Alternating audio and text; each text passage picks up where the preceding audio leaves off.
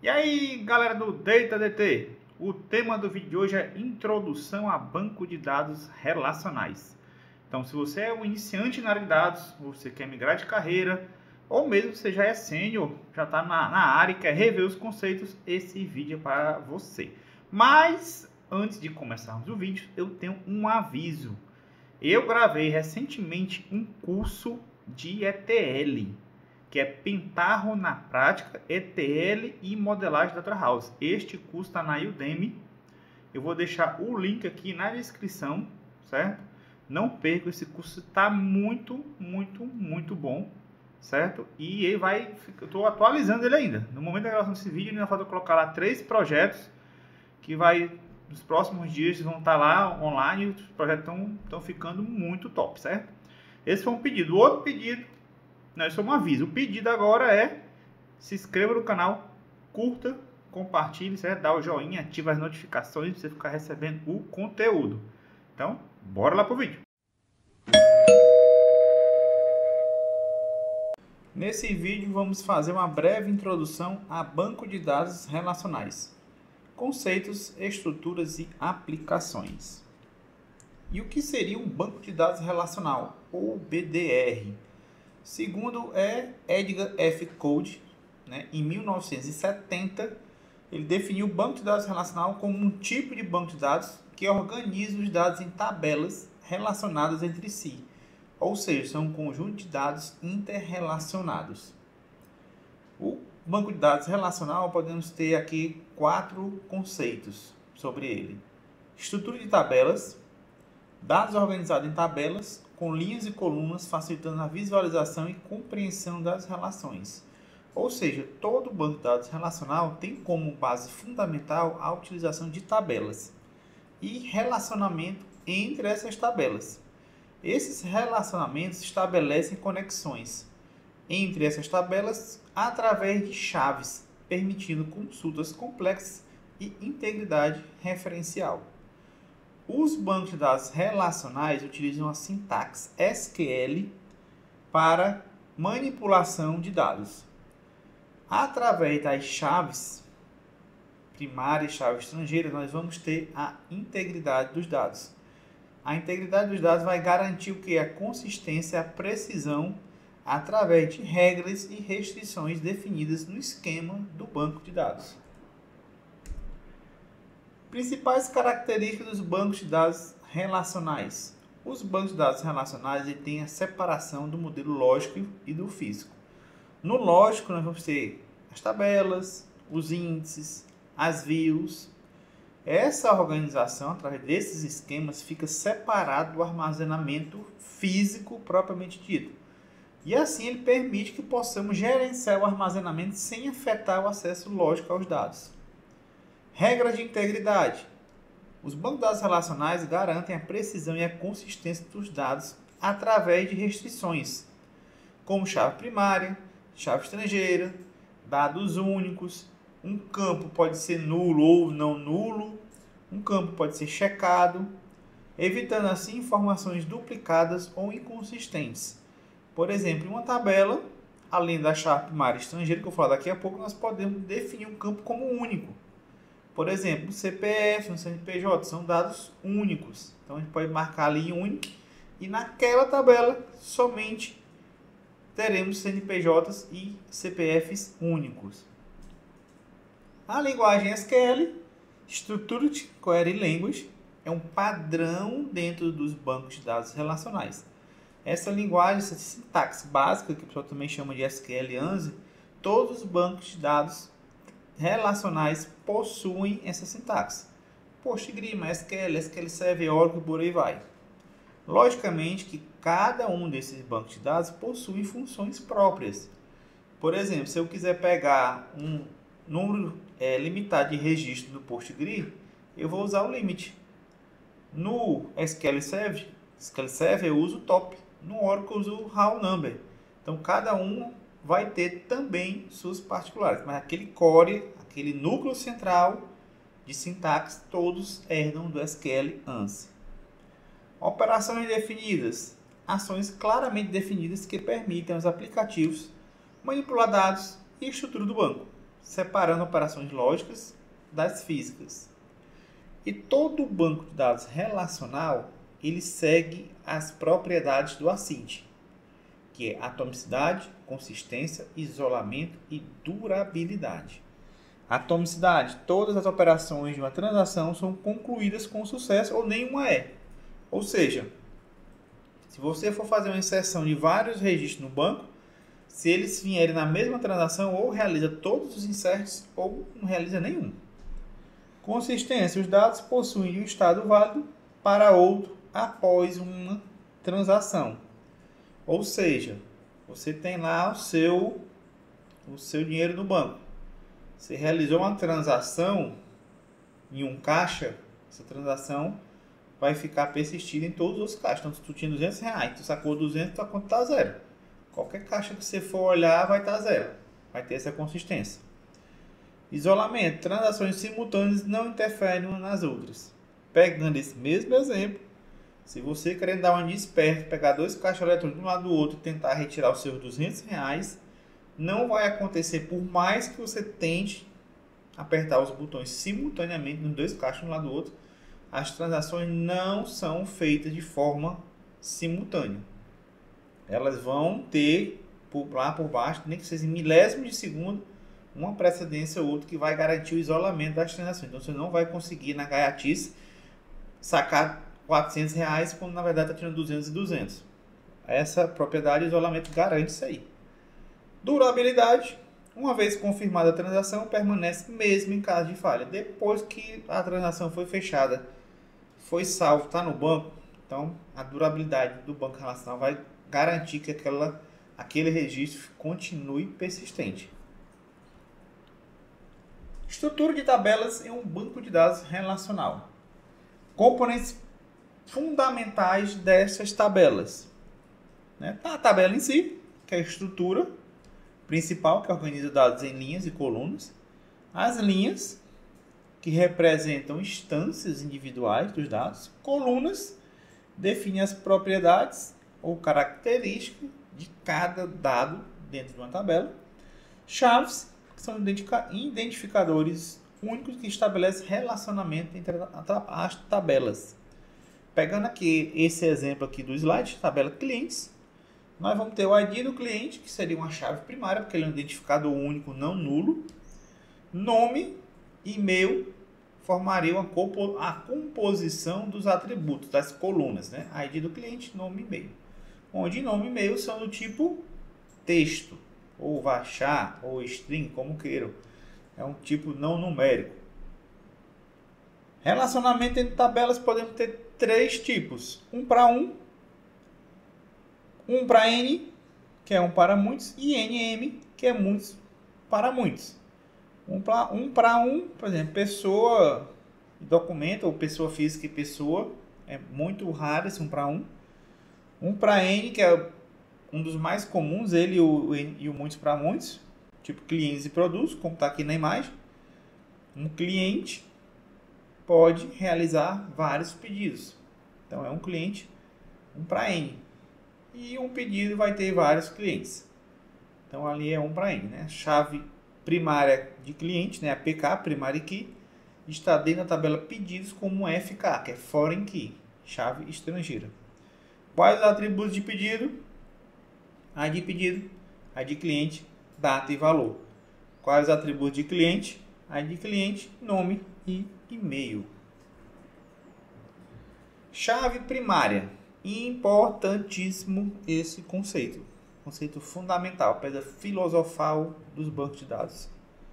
Uma chave primária é um campo ou conjunto de campos, que pode ter uma chave primária composta de vários campos, que identifica univocamente cada registro em uma tabela.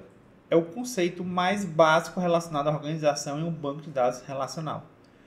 No esquema aí dessa tabela cliente, tem o ID cliente, que é a primary key. Então, ela é o identificador único desta tabela cliente. Esse valor de ID cliente não pode se repetir. E aí tem um autoincremento, aí no texto, né, do create, que quer dizer o quê? Cada novo registro dessa tabela será incrementado um número. Então, o primeiro registro começa em 1, o segundo em 2, em 3, assim sucessivamente. Características principais das chaves primárias. Única, como eu já falei, cada valor na coluna da chave primária deve ser única na tabela, não vai poder se repetir. Se repetir, não é chave primária. Não nulo, não pode conter valor nulo, tem que estar preenchido. Identificadora, serve como identificador único para cada registro. Imutável, geralmente não deve ser alterado após a criação. Não é usual fazer um update de uma chave primária. Não é usual. A chave primária aqui do cliente é 1, vamos lá para 10. Isso não é uma coisa usual. Relacionamentos, usado para estabelecer relacionamentos com outras tabelas. Então, no próximo slide vamos ver chave estrangeira, mas toda chave estrangeira antes tem que ser uma chave primária na sua tabela de origem. Seguindo já aqui para o próximo slide, que é a chave estrangeira. Uma chave estrangeira, foreign key, é um campo ou conjunto de campos em uma tabela que referencia a chave primária de outra tabela, estabelecendo um relacionamento entre elas. Segundo a imagem aqui do slide, de pedido ainda, ID cliente, foreign key é uma primary key ID cliente. Vamos supor que eu tivesse um campo em ID cliente, campo CPF, e ele fosse único, não nulo. Poderia ser uma chave primária, mas não é. A chave primária é o ID cliente. O campo CPF sendo apenas um atributo, igual é nome e e-mail, ele não pode ir para outra tabela como foreign key. Não pode ir. A foreign key tem que ser uma primary key na sua tabela de origem. E o valor da foreign key na tabela de destino, na tabela de pedido, pode se repetir e pode ser nulo. O que não pode, eu tenho um valor, colocar um valor na tabela pedido que não esteja dentro da tabela cliente. Tem que existir lá na tabela cliente. Então vamos lá. Características e funções das foreign keys. Relacionamento. Estabelece vínculos entre diferentes tabelas, como estamos vendo aqui. Referência, faz referência a uma chave primária existente, como também está aí no exemplo. Nulabilidade, pode ser nula, dependendo do projeto.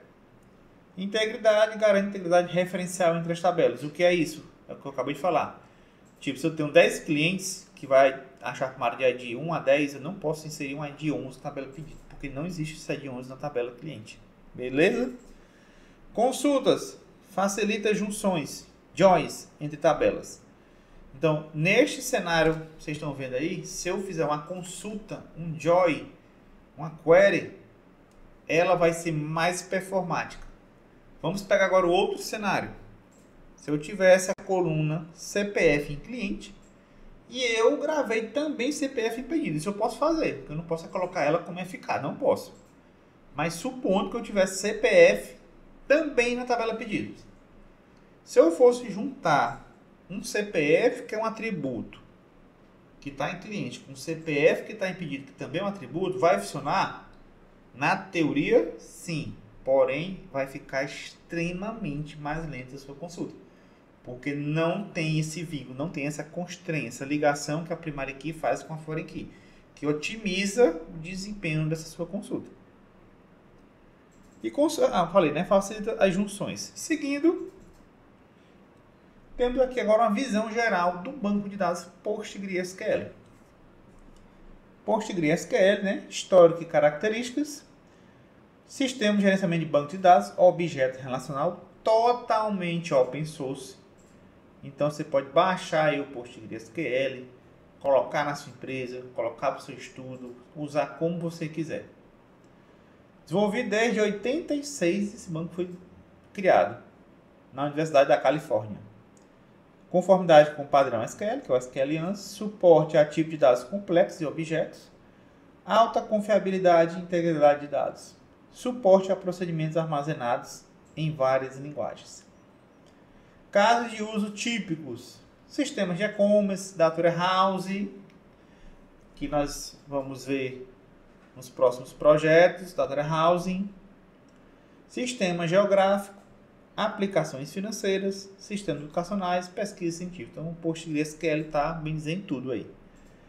Tendências de mercado: Postgre tem crescido constantemente em popularidade, sendo considerado um dos bancos de dados relacionais mais avançados do mundo. Adoção por grandes empresas como Apple, Instagram, Spotify, mas não quer dizer muita coisa não, porque essas grandes empresas não tem só um banco de dados. Vai imaginar que a Apple só tem um banco de dados? A Apple deve ter PostgreSQL, deve ter SQL, deve ter Oracle, deve ter todo mundo lá. Essas grandes Big Techs têm o parque tecnológico muito variado. Comunidade ativa, isso é, e crescente de desenvolvedores. Ampla disponibilidade em serviços de nuvens. Vantagens do PostgreSQL. Conformidade com os padrões de SQL. Extensibilidade.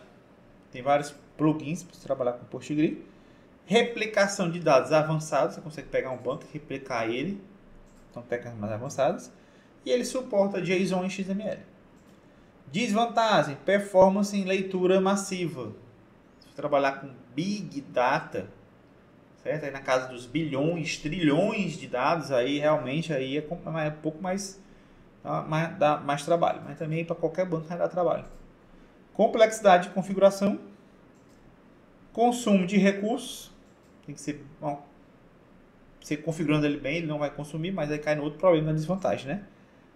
E menor popularidade que o MySQL, ainda no geral, por causa do meio acadêmico. O meio comercial não, ele já é o terceiro colocado. O melhor banco de dados é o Oracle, segundo o SQL Server, né? Segundo o Gartner. E o terceiro é o PostgreSQL. Só que nas universidades todo mundo trabalha muito com MySQL por causa do PHP, que é a dobradinha, né? Quem começa a desenvolver nas universidades é PHP e MySQL.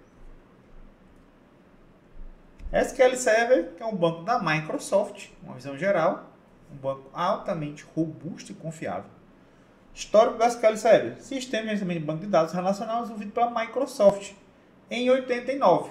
Então ele é um pouquinho mais novo que o PostgreSQL. Uma das soluções mais populares no ambiente corporativo. Utiliza o TSQL, Transact SQL, extensão proprietária da Microsoft, mas ele também, a sintaxe dele também é o SQL antes dos selects.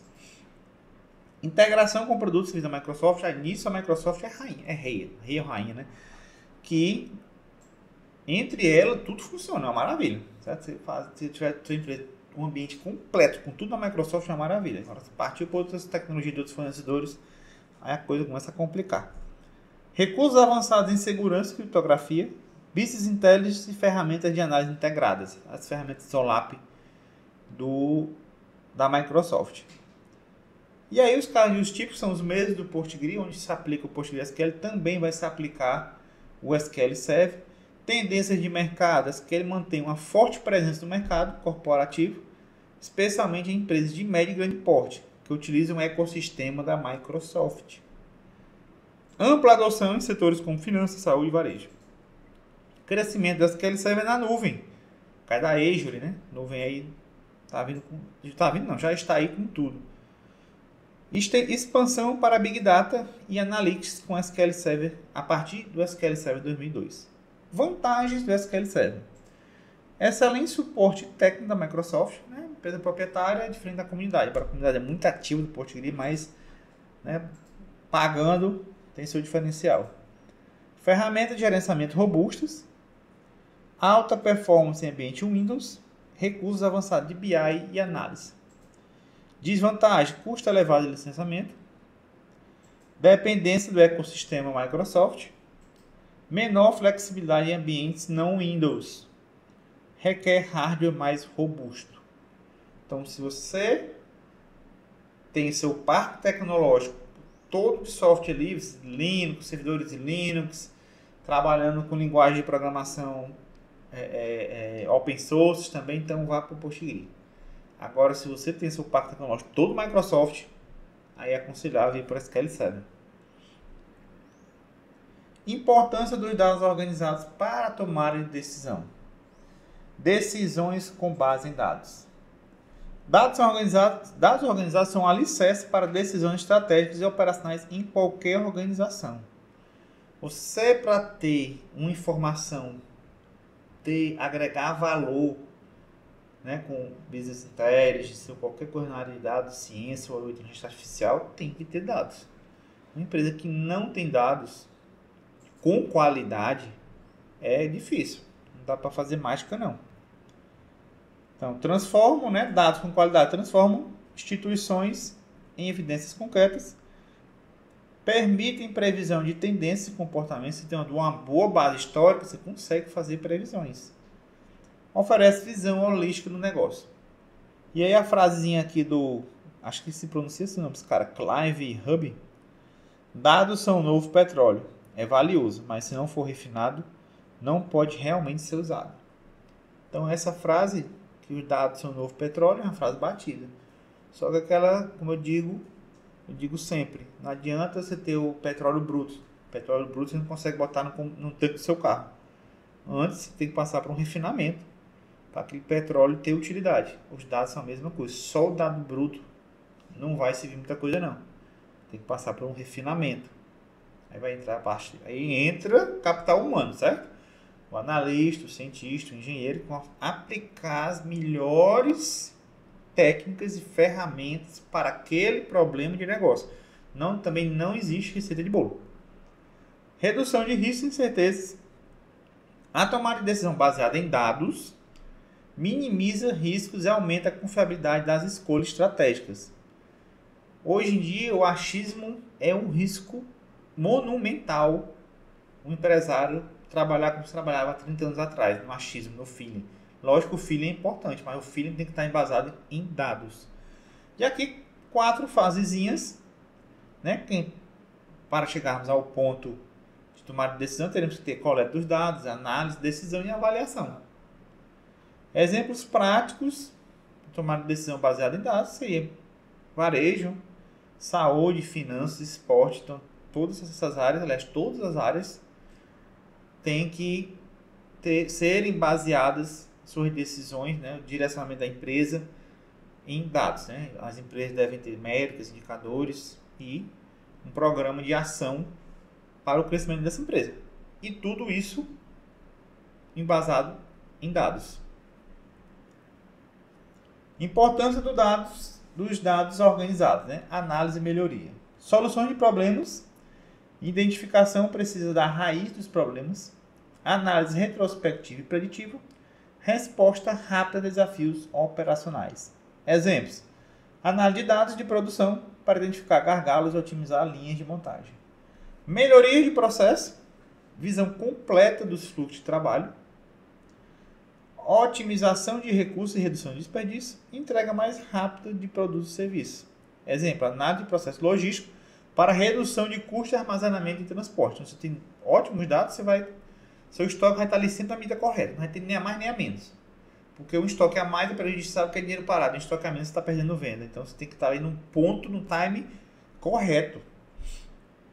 Entendimento do cliente. Compreensão de necessidades e preferências do que o cliente quer. Análise de comportamento e tendências. Redução de rotatividade e aumento de satisfação. Exemplos. Análise de padrões de compra para personalizar ofertas e melhorar a experiência do usuário. E aqui as fazinhas, né? Coleta, organização, análise, ação e melhoria. Então chegamos aqui ao final desse vídeo. Ficou um pouco longo, pouco mais de 20 minutos.